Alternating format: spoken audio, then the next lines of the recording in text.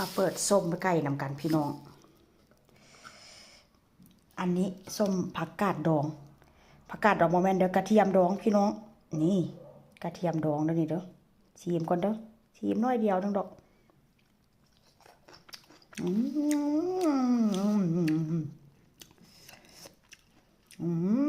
เปรี้ยวแซ่บคักขนาดเลย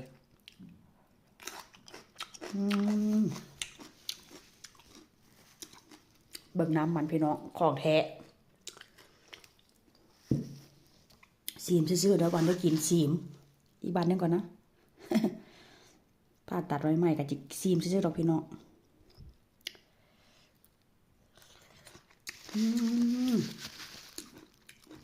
ยับขนาดเลยตายหอมห่วย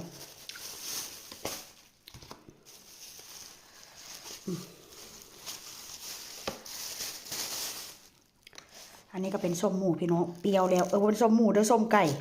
ลืมไปส้มไก่เปรี้ยวขนาดเฮ็ดตั้งแต่มื้อวันเด้อวันพฤหัสศุกร์เสาร์อาทิตย์จันทร์อังคาร6 มื้อแล้วพี่น้องเปรี้ยวแล้วเพราะว่าค่อยชิมแล้วหน่อยนึง เป็นน้ำแล้วเด้อเปรี้ยวพี่น้องเลย6 มื้อช่วงนี้มันก็ช่วงฮ้อนเด้ห้ามบ่ฮ้อนหลายเด้บ่ฮ้อนจัดคือบ้านเฮาแต่ว่ามันก็เปรี้ยวแล้วว่าเส้นซะก็จะไปแช่แข็งไว้เนื้อมันก็จะเป็นประมาณนี้เด้อเนื้อมันเด้อนี่หอมพี่น้องหอมกระเทียมโอเคอยู่ผ่านเนื้อส้มไก่ ส้มไก่แหนมไก่พี่น้อง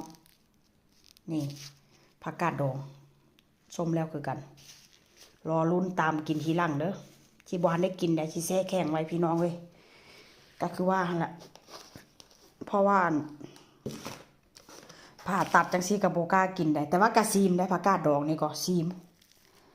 แต่ว่าส้มไก่นี้ส้มแล้วเปรี้ยวแล้วไปแช่แข็งไว้